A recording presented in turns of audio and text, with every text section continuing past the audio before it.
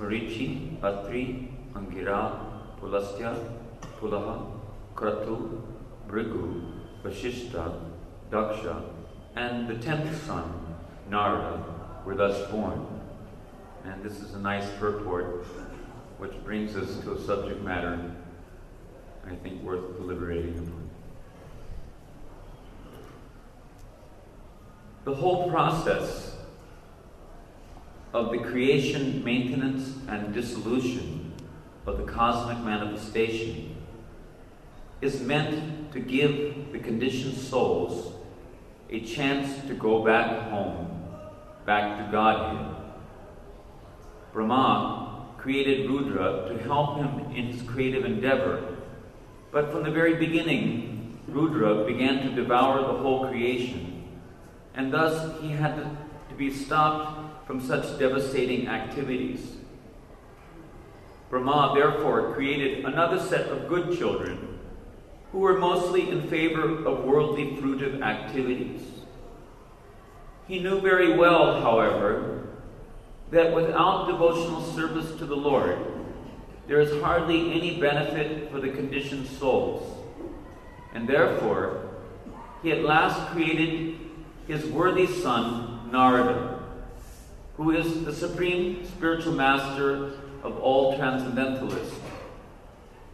Without devotional service to the Lord, one cannot make progress in any department of activity, although the path of devotional service is always independent of anything material. Only the transcendental loving service of the Lord can deliver the real goal of life. And thus the service rendered by Sriman Narada Muni is the highest among all the sons of Brahma. That's the end of the purport.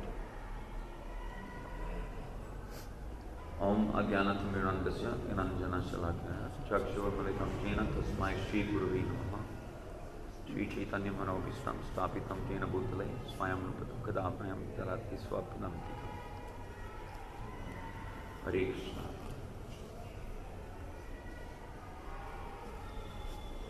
So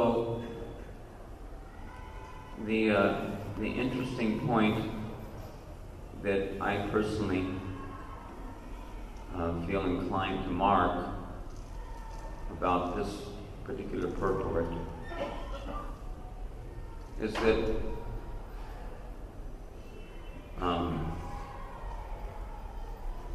it would do us very well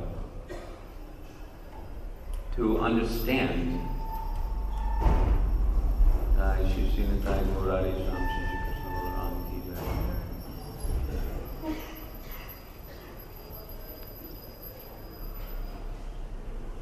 it would do us very well to understand what is the actual purpose of this whole setup. Creation, maintenance, and annihilation of the cosmos. This whole material world is vyakta and avyakta for eternity. It means that it is manifest and unmanifest for eternity. And as mentioned here by Śrīla Prabhupāda, there's a reason for this. There's a primary reason, and then there's a secondary reason. Primary reason, the first and foremost important reason, is to actually retrieve the fallen conditioned souls. The secondary reason is to incarcerate them, or to imprison them. Krishna always has our welfare in mind. Actually, that's on the forefront of his mind. What he has to do to accomplish or to achieve the fulfillment of his purposes, that is a secondary consideration. But actually his purpose is his primary consideration. The purpose is to somehow or other get living entities who've developed an aversion toward him to again take up their natural constitutional position as his eternal loving servants. Actually, his intention is that we become loving servants, God-loving living entities, not God-fearing living entities. So, in this purport, Prabhupada mentions about the transcendental loving service. Loving service. This is not transcendental fearing service. He's discussing the principle of loving service. Fearing service, you may be knowing, is the nature of Vaidhi Bhakti, whereas loving service is the nature of real Bhakti, Para Bhakti, or in words which sometimes may be misunderstood or tabooed in various ways, Raganuga Bhakti. We should understand that this whole material world is only one purpose for this material world. Because inherent within every living entity is the capacity for cultivating the moods of Braja. We are not simply to pander to the lowest common denominator amongst the society of devotees. We should remember that those who have come to this Krishna consciousness movement are considered to be the most intelligent among all the living entities on this planet. Those who have recognized the beauty of Krishna and have appreciated, even to the slightest degree, the goal of attaining the eternal service of Krishna in prema, unalloyed prema. That means Braja prema, not any other alloyed type of prema. Just like Kubja also had prema, but her prema was alloyed with desires for self-satisfactions in relation to the Absolute. But the prema of the Brajvasis is unalloyed.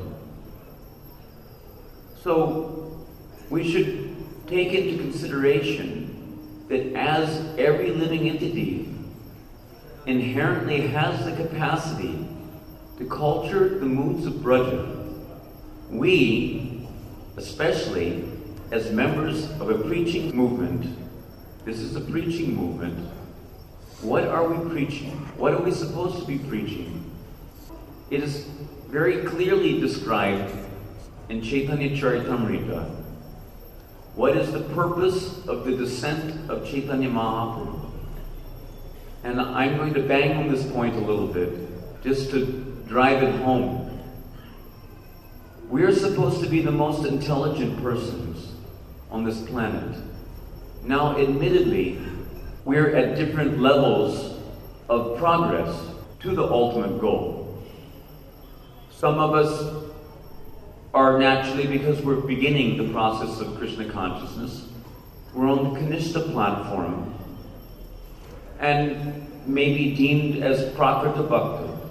But we should know that it was not Śrīla Prabhupāda's intention that we should continue to remain on the Prakrita platform for the rest of eternity.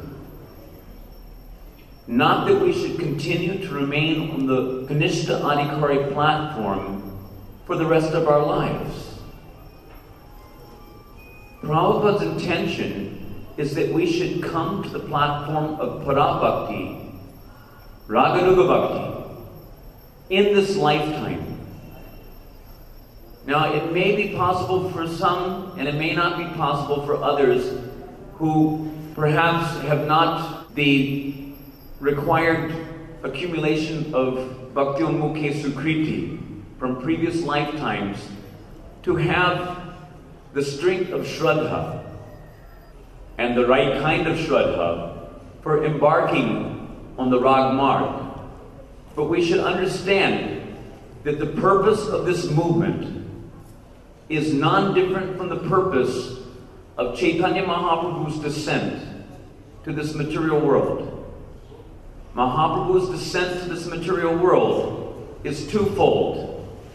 His purpose is twofold. Prema rasa niryasa, korite swadana. Swadana means to taste. Prema rasa, not any kind of prema rasa. Braja prema, Radha prema. He came to taste the mellows of Braja Bhakti. And the second, and no less important, as it pertains directly to his descent to this material world, it has no meaning otherwise. Rag, Marg, Bhakti, Loki, Korite, Pracharan. Pracharan. What does Pracharan mean, please? Preaching. Preaching what? Rag, Marg, Bhakti, Loki, to the people of this world. Rag, Marg, Bhakti means spontaneous devotional service following in the footsteps of the Brajvasis. Not following in the footsteps of Kubja. Not following in the footsteps of the queens of Dwarka or any other of the Yadu dynasty. And certainly not following in the footsteps of the Vaikuntha-vasis. In the hearts of those who have actually imbibed the essence of the teachings of this Sampradaya, the Rupanuga Sampradaya, the Gaudiya Sampradaya, they consider the attainment of Vaikuntha no better than the attainment of hell. What is the use of a Krishna without a flute? What is the use of Krishna without Radha? So our business is to understand this Siddhanta. What is the goal of our life? The goal of our life, there's Sambandha Tattva, Abhideya Tattva, and Prayojan Tattva. Prayojan means necessity. The prime necessity of every one of us, because inherent within every one of us, is the capacity for culturing the mood of Braja. So the Anandamaya Vyasat aspect of ourself, for full satisfaction, requires to experience and give Krishna an opportunity to also experience reciprocation on the basis of our prema, Braja prema, not any prema. So we should, even if we have not the adhikar, I'm not talking to a bunch of 8-year-olds. I'm talking to people who have gone through Prabhupada's books. And if you've not gone through Prabhupada's books, then I suggest that you make a serious attempt to understand the power, the purity of purpose of this Gaudiya Sampradaya. We are not here just to make an international society for social development. This is not the purpose of this Sampradaya. The institution may have various facets which address various problems or various issues, but we should not lose our focus, please. Our focus is the attainment of prema, the attainment of Braja prema. That is the prayojan. And the abhideya, which corresponds to the actual attainment of that prayojan, is Rag Marg Bhakti, not Vaidhi Bhakti. Vaidhi Bhakti is a program for neophyte devotees to help them to get a foothold. But then you have to make progress. You can't just stagnate, thinking that there's no scope for anything higher in this lifetime, and waste your human form of life, and end up hundreds and thousands of neophyte devotees clamoring at the doorstep of death, without having actually gleaned the essence of what this Sampradaya has to offer. Missed the point, either due to our own dull-headedness or due to the spiritual ineptitude of the people that we're associating with. So it is necessary to seek out good association, higher level association, by which we can actually come to grip with the reality of what we're supposed to be all about as members of the Krishna consciousness movement.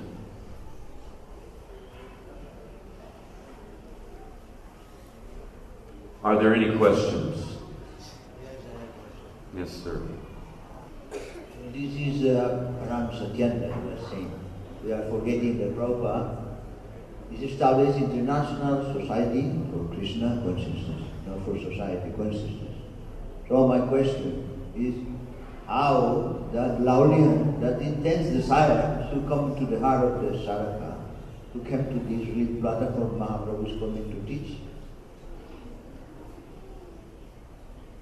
Sadhu Sangha, Sarva Shastra Koi, Lava Matra Sadhu Sangi, Sarva Siddhi Hoy. We have to seek out genuine Sadhu Sangha. By Sadhu Sangha, as Srila Prabhupada has said, faith is created in the association of sadhus, devotees. Devotee means sadhu. Devotee means real devotee. Those who are Vaishnava Bhas, who are semblance of Vaishnava, who are chanting Nama Bhas, or chanting the offended name, Aparadma, they could hardly be called sadhu in the real sense. Sadhu means one who is chanting Shuddhanam. Shuddhanam means that within his heart is seated the Supreme Personality of Godhead along with his Antaranga Shaktis. And every word that comes from his mouth is Shabda Brahman. Nothing which comes from his mouth is anything other than Shabda Brahman. Brahman means spiritual platform. Sagunan Samadhitaitan Brahma Bhuyaya Kalpate. How? Mam Shriyo Vyavicharena Bhakti Yogena Sevate. In the association of pure devotees. We have to cultivate pure devotional association. Real cultivation of pure devotional association must be based on utsaha. Utsaha means enthusiasm. You cannot be enthusiastic about something that you're not attracted to. So in the association of pure devotees, you will get a chance to hear about the goal of life. If you don't hear about the goal of life, if you don't hear about Krishna's Braja Leelas, if you don't hear about the sweetness and beauty of Krishna's dealings with his eternal associates in the land of Braja, we're not going to get into discussing pastimes in this assembly. That might be frowned upon. But at least we can discuss the tattva. And then, in your spare time, if you have the courage, go full steam ahead. There's so many beautiful books of the Goswamis which have been left for our benefit. If we don't take advantage of them, then it's not that they're the loser. It's not that Krishna's the loser. We're the loser. It's just like Prabhupada gives the example, Bhaktisiddhanta Saraswati gives the example of the difference between licking the outside of the jar of honey and opening the jar of honey and tasting the honey. Srila Prabhupada compares the licking of the outside of the jar of honey to what? To Vaidhi Bhakti. And he compares opening the jar of honey and tasting the actual honey to real Bhakti, Raganuga Bhakti, Rag Bhakti, Ragmayi Bhakti. So we have to come to the Nishta platform based on utsaha. And utsaha, or enthusiasm, can only come when we see something attractive. When that attraction is there, then automatically lobha, or greed, for the thing manifests. Otherwise, it is a forced affair. That is Vaidhi Bhakti. By force, by order of Guru, by Shastric injunction, with the guillotine of impending reactions to offenses over our neck, to keep us in line, to force us to to adhere to the regulative principles of devotional service. But real steadiness, real ruchi, real asakti, real bhav can come when we have the lobha. And we cannot get the lobha because that is the actual fundamental basis of one's adhikar for pursuing the path of rag bhajan. At least we should understand this is our goal. And know that even if we're on the platform of executing the orders of Guru and Shastric injunctions under the Vaidhi process, that's not the all in all. We have to go forward. Sooner or later, the sooner the better. The better for you, the better for me. So we have to go forward on the basis of attraction. Rag means attraction. That is the meaning of rag. Everyone has rag. There isn't anyone in this world, even from the smallest microbe to Lord Brahma, everyone has rag. But it's a question of the quality of the rag. What kind of rag? Attraction is there. Everyone has attraction. But someone is attracted to the mundane. And someone is attracted to transcendence. So in order to rectify our tendency to be attracted toward mundane affairs of basically eating, sleeping, mating, and defending in this material world, there's necessity to enforce the Krishna sense objects, to force us to take shelter of Krishna's sense objects. So therefore, come to Mangalarti, attend the Bhagavatam class, chant 16 rounds, etc., etc. Must do. If you don't, you're Guru Avagi. You disobey the order of the spiritual master, and to hell with you. What do we care? If you don't want to follow, if you don't want to get prema. But we should understand that the system of Vaidhi Bhakti, which has been given to us by Śrīla Prabhupāda and by the Acharyas down from Rupa Goswami, that system of Vaidhi Bhakti is not ordinary Vaidhi Bhakti. It is Vaidhi Bhakti which is directed toward the elements of Braja. This Srimad Bhagavatam is a Rasa Shastra. It is meant to help us to appreciate the sweetness and beauty and superlative nature of the elements of Braja, the elements of Braja Bhakti. The 10th canto is considered to be the smiling face of Krishna, please. It's not the smiling face of Narayan, it's the smiling face of Krishna. And nestled in the 10th canto, Rasa Panchadhyaya, the 5 chapters dealing with Krishna's Rasa Leela, the most powerful medicine to help the living entity overcome this hridroga, the disease in the heart called lust, by hearing the attractive leelas of Krishna with the gopis. Then by hearing these attractive pastimes of Krishna in the land of Braja, especially by hearing it while residing within this land of Braja. This Braja Bhumi has great power to kindle the dormant prema within the heart. Don't think that these things are impossible. Impossible is a word in a fool's dictionary. It is certainly possible, but we have to avail ourselves. And when we take the risk of availing ourselves to the sweetness of the Braj Leelas, by reading, as Śrīla Prabhupada says in Krishna book, simply by reading Krishna book. But Śrīla Prabhupada, he suggests to us that at least if we're even beginning to experience a little glimmer of Vipulamba within our heart, if we're beginning to experience what our acharyas have done everything within their power to help us come to the point of experiencing this Vipralamba Bhav. If we're beginning to experience Vipralamba, a little separation, then when will that day be mine? Now I'm immersed in the quagmire of my various anarthas.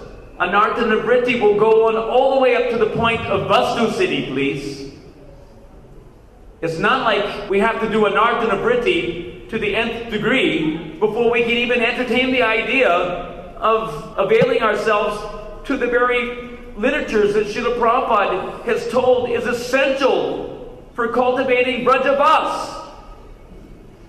We're living in Vrindavan, please.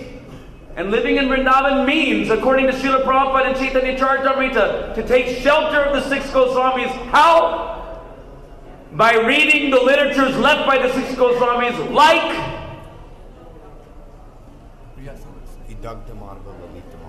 Bhakti Rasamrita Sindhu, Vidagna Madhava, Lalita Madhava, Brihad Bhagavatamrita. And Prabhupada says, he ends the sentence by saying, and so many others. Who wants to go back home, back to Godhead in this lifetime?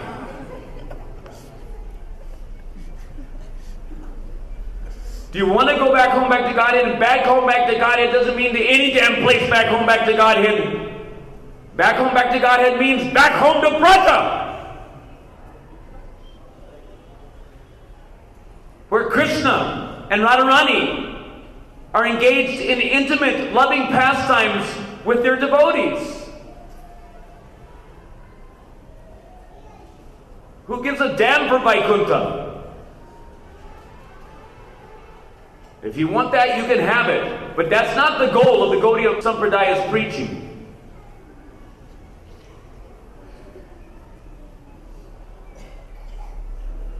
One more question, please. This is important question about Namatattva. Your authority in the Harinam Namatattva is very deep subject. So my question is that we know that wonderful mantra, Namachintamani Krishna Chaitanya Rasa Tingraha Putna Sukmani Kamurtas Vinadam Namanami. No so Bhaktivinoda Thakur Harinam Chintamani explained. But is the real goal, the real benefit to chant Hare Krishna? So my question is that in the morning time when we are chanting or more mala, I asked that question to Srila Siyamara, but I want to hear from you. That it is alright that we should chant clearly and have each word of the mantra, Hare Krishna. But it is okay that if we think in the morning that Radharani and Shyam is being served and assisting by different sevadasis, Bhaktis, Manjalis, etc. So it is okay if we are chanting that time but thinking it is Krishna Lila pastime. Nam, Rup, Guna, and Lila. Śrīla Prabhupada has, what to speak of others, but our Śrīla Prabhupada, sometimes we take him cheaply and think that he's giving some elementary course. But he himself has told that the time should come when simply by chanting the holy name of Krishna, automatically one will think of Krishna's beautiful bodily features, how sweet is his beautiful face with beautiful lotus eyes and sweet honeymoon beam smiling, kissy mouth. For the material purpose. Not everyone will have that inclination, but there are those. Prabhupada said that mostly those coming in our Rupanuga Sampradaya will be inclined toward the Madhurya Rasa. Others may be inclined toward the Sakya Lava, or the Vatsalya Lava even. But if we cannot think, if by our chanting we cannot immediately see within our heart of hearts the beautiful form of Shamsundar, Achintya Guna Sarupam, if we don't see within our heart, because the Premanjana is not sufficient, then Bhaktivinoda Thakur gives a simple solution. The solution is that you chant your japa in front of the deity or in front of a picture and drink in the beauty of his face or the beauty of their faces while you're chanting japa. And my advice as far as utsaha is concerned, enthusiasm, when there's something attractive, something which grabs your heart and makes you want to love him. You see the most beautiful picture, the one you like the most. You look anywhere and everywhere and you find that picture of Krishna, or Radha Krishna, or Krishna Balaram, as you like. You see that picture, and by seeing the picture that grabs your heart, then naturally your heart will go to him. And when your heart goes to him, then you will begin to naturally think about his qualities while you're chanting Hare Krishna. Nam, Rup, Guna, and then Leela. There's two levels of Leela Smarana. Ultimately, Smartavya Satatam Krishna, Radha Krishna. The whole idea is to always remember Krishna. Chanting Nam is like a key which opens the door of remembrance of Krishna's Rupa, Guna, and Leela.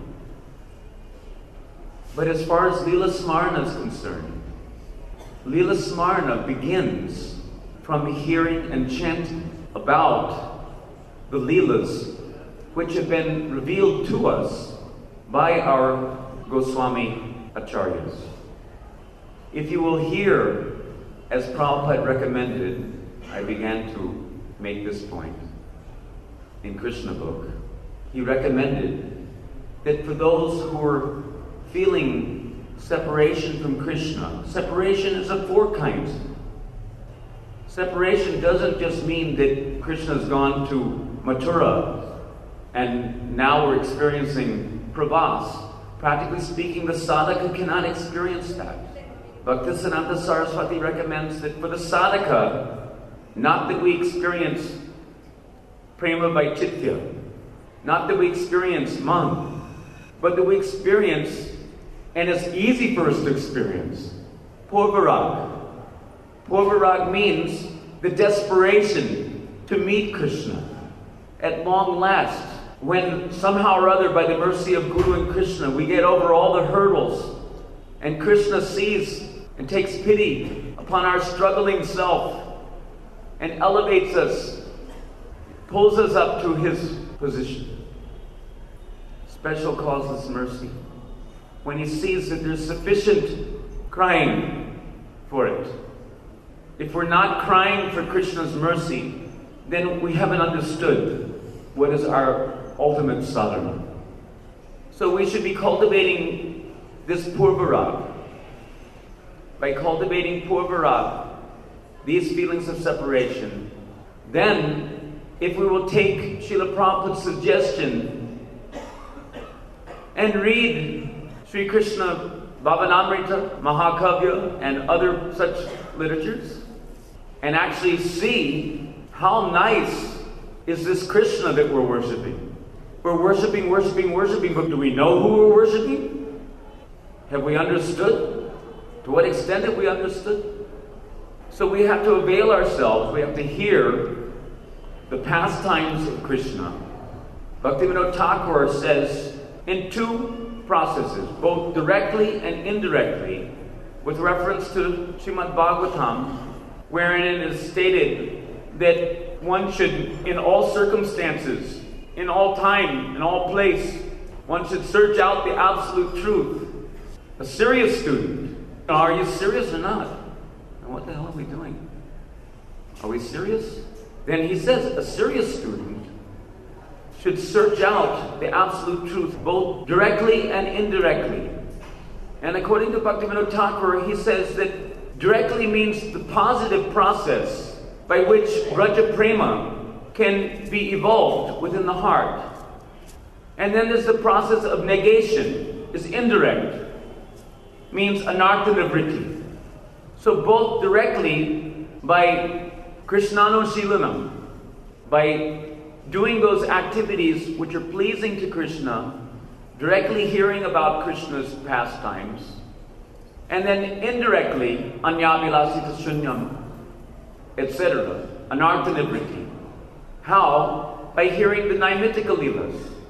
So as long as artha pravritti has not solidly manifest in our life, then Bhaktivinoda Thakur recommends that we should hear both. Not that we should only hear about Krishna's Naimitika Leelas, his pastimes of killing the demons, etc., but we should also hear about his Nitya Leelas, side by side. Then, as artha pravritti becomes prominent, anarthana vritti becomes less important. Bhaktisiddhanta Saraswati makes the point that we should not make the mistake of thinking that anarthana vritti is our prayojana. One who thinks like this, Bhaktisiddhanta says, his every endeavor may very easily end in nirvisheshvad, because we don't actually develop the positive appreciation of the goal. So, by reading these books, such as Sri Krishna Bhavanamrita, Mahakavya, and other such beautiful books of the Goswamis, and they've been translated into English for those who require, and you may find it in Hindi as well, somewhere. But if you read these books, hear about the pastimes of Krishna, and if we, in our little subgroups of inspired devotional association, if we will chant about these beautiful pastimes of Radha and Krishna, then, as a result, it will be very easy for us to remember. Remembrance, smaranam, lila smaranam comes from lila shravanam kirtanam. Then on a higher level, from a very purified platform, we may also, within our own heart, begin to see something of the pastimes of Radha and Krishna by their grace. But every journey starts with this first step, please. So we can go on with our shnik shnik ram rams and do the regimented Vaidhi Bhakti program. That is required. Without doing that, you can't expect to go to the Parabhakti platform. But it doesn't end there. It's not that our regimentation, going through the systematic process, shastric process, is the all in all. We have to go forward to the Madhyam Adhikar. From the Madhyam Adhikari platform, one can actually begin to earnestly pursue the path of Rag Bhajan by following in the footsteps of the Brajvasis.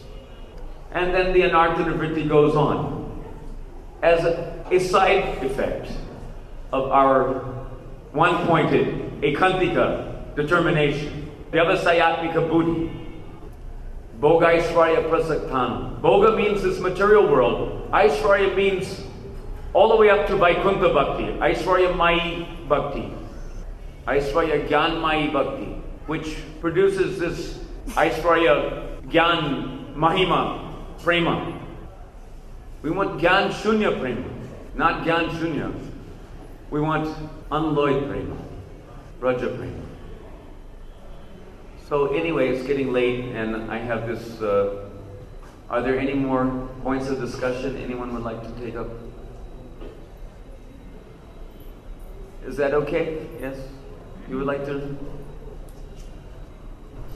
So for the neophytes, you said you have to have greed, right? Gradually it will come. So eventually how will they develop? there's only greed, there's no ruchi, how there's... Nothing happens without doing bhajan, please. Bhajan, there are 9 processes of bhajan in the Vaidhi platform. Vaidhi platform means under rules and regulations, but there's a difference between the ruchi which is produced, or the asakti, or the bhav, or the prem which is produced by exclusively pursuing the path of Vaidhi bhajan, and the ruchi, asakti, bhav, and prem which is produced by pursuing the path of rag. Our acharyas, they advocate the superlative nature of rag bhajan, not so much because it's on a high platform.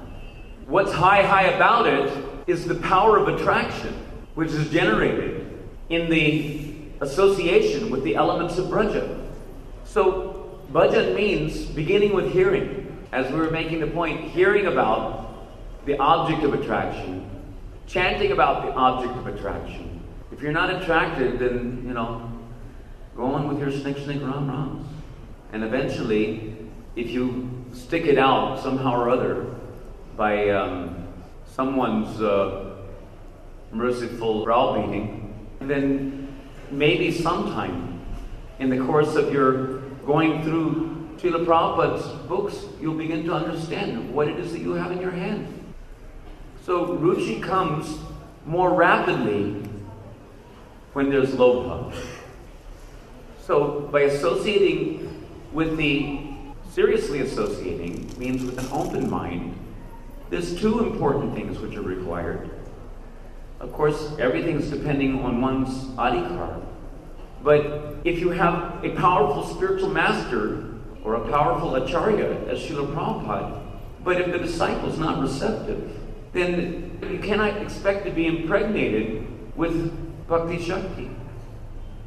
Furthermore, as far as anartha nivritti is concerned, if you're trying to ignite a fire, it is not that you can expect to ignite the fire by pouring water on the wood. So as mentioned here, Lord Shiva was advised to do penance. Penance basically, in this sense, means don't do nonsense. We're trying to create something wonderful here, and here we are infatuated by our various little petty material attachments, and we continue to douse the fire with the water of sense gratificatory attachments. But let's be real. If you want prema bhakti, then you have to focus on that bhajan which is actually ordained by Sri Chaitanya Mahaprabhu. As we were making the point, Mahaprabhu came to relish the sweetness of Braja Prema, and he came to broadcast Ragmarg Bhakti to the people of this world. He came for these 2 reasons. So we should not think that there's any difference between his intention to broadcast Ragmarg Bhakti to this world and his propagation of Nam Sankirtan through the Sankirtan movement. There's no difference between Nam Sankirtan and Raganuga Bhakti if you have the lobha for the attainment of the Braja Leelas. The Tarak Brahma Kirtan mantra for this age of Kali, which was primarily propagated by Sri Chaitanya Mahaprabhu, is Hare Krishna, Krishna Krishna, Hare Hare, Hare Rama, Rama Rama, Hare Hare. And by chanting, what is the result according to Dhyan Chandra in his Gaur Govinda Archan Smaran Parati? He says, what is the fruit of chanting this Hare Krishna Mahamantra? It is the attainment of the realm of Braja.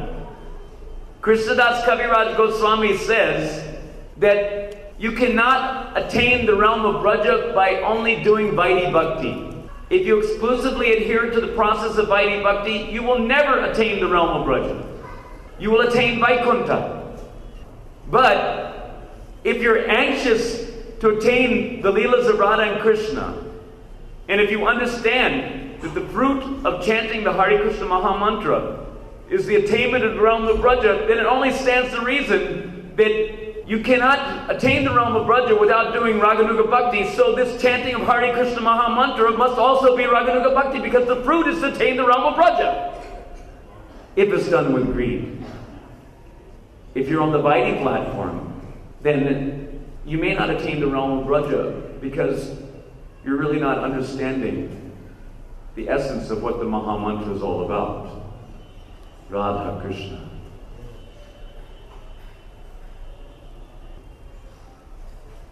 Hare Krishna.